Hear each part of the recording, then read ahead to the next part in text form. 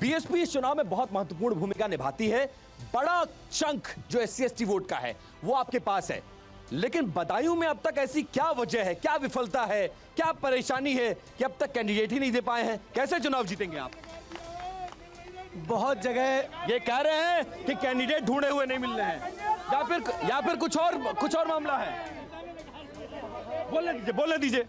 बहुत जगह जो देश में अभी भाजपा की सरकार चल रही है और अभी बहुत जगह कैंडिडेट भाजपा भी घोषित नहीं कर पाई है और ऐसे तमाम नाम हैं जहां पर जैसे बरेली में अभी इन्होंने टिकट दिया है गंगवार जी का काट के, वो ये कह रहे हैं भाजपा का एक भी कार्यकर्ता मुझको चौड़ाने नहीं आ रहा है, मैं उनका टिकट वापस कर दूंगा। ये कंडीशन देश में सरकार चलाने वालों बरेली में स्थिति है, ये स्थिति है। और बदायूं की मैं आपको जानकारी देने जा रहा हूँ। अपने पार्टी का बताइए, अरे पड़ोस में मत झाकिए, पहले अपने घर ठीक बता रहा हूँ, सुनिए आप। बदायूं में इस बार बहुजन समाज पार्टी इतिहास दोहराने जा रही है। कैसे? 8% वोटों से। निश्चित रूप से इस बार तीनों पार्टियों हरा करके बहुजन समाज पार्टी का सांसद जीतेगा, कोई ताकत उसको रोक नहीं पाएगी। बीएसपी का इनको प्रत्याशी बसपा को मिल नहीं रहा है, बसपा को ढूंढे प्रत्याशी नहीं मिल रहा है। बसपा को ढूंढे हुए प्रत्याशी नहीं मिल रहा, ये आरोप लगाए जा रहे हैं जनता की तरफ से। क्या कहेंगे? आप में गुस्सा बहुत है, इसलिए मैं सीधे बात नहीं है, मैं पत्रकारों को निष्पक्ष मानता हूँ। परंतु जहाँ अच्छा बोलिए, भाषण नहीं, जल्दी बोलिए। ये है कि क्यों कैंडिडेट नहीं मिल रहा? कैंडिडेट ऐसे मिल रहे हैं कि इनकी चूल्हे हिलाने वाले प्रत्याशी आएंगे, इसलिए देरी हो रही है। कब आएंगे वो? आने वाले हैं, आने वाले। मेरे करण अर्जुन आएंगे। अभी कोई नॉमिनेशन हुआ, फिल्म का डायलॉग है, मेरे करण अर्जुन आएंगे। अभी कोई नॉमिनेशन हुआ है, प्रत्याशी को नहीं मिल रहा कोई भी। ठीक है, अब आ रहे हैं, अभी तो शुरू किया है सर, अभी चिंतित ना होइए, वापस आ रहे हैं। देखिए अब दौर हो गया, अब कार्यक्रम में हम उस दौर में पहुंच रहे हैं जहां सर्वे का दूसरा आंकड़ा आ गया है और यह आंकड़ा बहुत ज्यादा अहम है, क्योंकि बदायूं में ऐसा दावा किया जाता है कि MY समीकरण चलता है, मतलब मुस्लिम और यादव एक बड़ा चंक है जो डिसाइड करता है कि इस बार कौन जीत सकता है, उसमें बड़ी भूमिका निभाते हैं। लिहाजा मुस्लिमों का आंकड़ा मेरे पास आ गया है और वो सर्वे के आंकड़े क्या कहते हैं वो मैं आपके सामने रखने जा रहा हूं। बीजेपी को इस बार के लोकसभा चुनाव में बदायूं से 11% मुसलमान वोट करते हुए आंकड़ों में नजर आ रहे हैं, लेकिन यह एक चिंता भरी खबर है बीजेपी के लिए, क्योंकि मुसलमानों का एक बड़ा आंकड़ा। और आगे सुन लीजिए, आगे सुन लीजिए, आगे सुनिए, आगे सुन लीजिए, आगे सुन लीजिए। 82%, आगे 82% मुसलमान समाजवादी पार्टी गठबंधन को वोट करता हुआ नजर आ रहा। 82%। बीएसपी को 6% मुसलमान वोट करेगा और अदर्स को 1% मुसलमान वोट करेगा।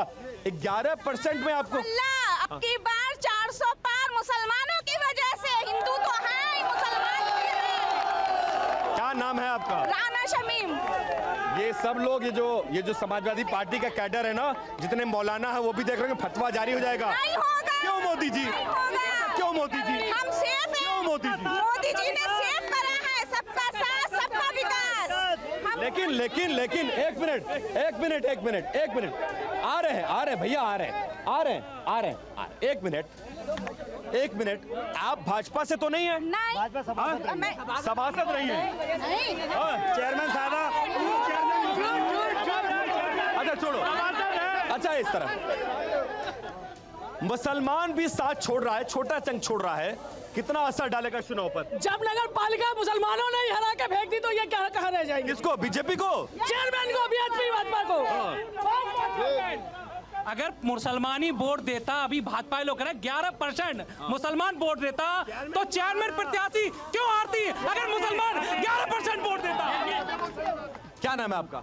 मेरा नाम मोहम्मद शिराज आलम है। हाँ, ये जो लोग कह रहे हैं ना कि मुसलमान वोट नहीं देगा, किसको? भाजपा को। भाजपा को मुसलमान वोट दे रहा है कि नहीं दे रहा है? बिल्कुल दे रहा है। अब आगे आइए जरा, एक मिनट, इनको आगे जाने दीजिए, हटिए, थोड़ा सा टोपी लगाया। एक मिनट, आ रहे हैं आपके पास। क्या नाम है आपका? मेरा नाम सलीम खान। तो सलीम भाई, किसको वोट जा रहा है मुसलमानों का इस बार, जरा बताइए। वोट हमारा, हम तो बीजेपी के साथ हैं। बीजेपी के साथ क्यों है? बीजेपी के साथ क्यों है? मैं अभी पिछली बार वार्ड नंबर 27 से बीजेपी के सिंबल पे चुनाव लड़ा है। इसलिए कुछ काम किया है कि टिकट दिया है? लोगों के अभी भी काम कर रहे हैं। ये लिस्ट है मेरे पास, सुनिए। ये लिस्ट है मेरे पास। लिस्ट लेकर आए हैं। हाँ, लिस्ट लेके आया हूँ ये फर्जी सेकुलर दलों के लिए।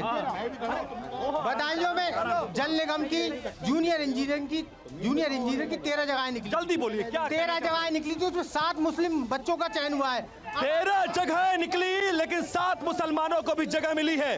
कोई इंसाफ ऐसा नहीं है कि ना, क्या इस सरकार में मुसलमानों के साथ नाइंसाफी हो रही है? क्या नाइंसाफी हो रही है?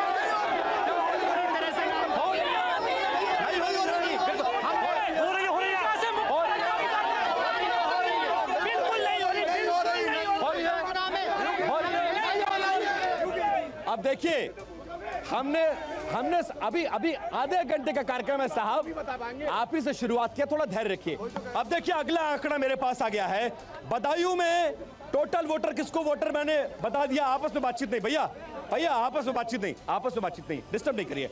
अगला हमारे पास आंकड़ा आया है ओबीसी वोटर, क्योंकि बहुत बड़ी भूमिका अदा करता है बदायूं में अपना सांसद चुनने में। ओबीसी वोटर किसको वोट कर रहा है? तो आंकड़े जो मेरे पास हैं वो भी बहुत क्लोज हैं, ध्यान से रखिएगा बिना नारेबाजी के, क्योंकि मुझे कैंडिडेट से इसके बाद रिएक्शन लेना है। 50% ओबीसी वोटर बीजेपी गठबंधन को वोट करता हुआ नजर आ रहा है। इसके साथ साथ समाजवादी पार्टी को 43% प्लस वोट मिलता हुआ नजर आ रहा है। बीएसपी को 6% और अदर्स को 1 मिलता हुआ नजर आ रहा है। बहुत क्लोज फाइट है। टोटल वोट में 1% का फासला है। ऊंट किसी भी करवट बदल सकता है। क्या करेंगे कि जीत सुनिश्चित हो जाए? क्यों जनता आपको दोबारा पसंद करे और क्यों यहां पर इतिहास आप दोहराएं? भारतीय जनता पार्टी ने पिछड़े वर्ग के लिए जितने प्रमाणिक कार्य किए हैं, यदि आप प्रधानमंत्री देखें तो वे हमारे पिछड़े वर्ग से आते हैं। इनफैक्ट पिछड़े वर्गों के जितने नेता बनाए हैं, चाहे वो बाबू कल्याण सिंह रहे हो या फिर वो हमारे सहयोगी दलों के नेता अनुप्रिया पटेल रहे हो, ये सिर्फ और सिर्फ भारतीय जनता पार्टी में ही संभव। क्या जाति देखकर टिकट दिया जाता है या काबिलियत देखकर दिया जाता है? पार्टी केवल और केवल राष्ट्र के प्रति समर्पण और उसके जीतने की संभावना को देखते हुए इस चुनावी समर में अपने कार्यकर्ता को तैयार करता है। शिवपाल जी को टिकट दिया गया। शिवपाल जी बड़े गाजे बाजे के साथ आए और उसके बाद आ रहे देखिए लोग कह रहे हैं भाग गए। इनसे आप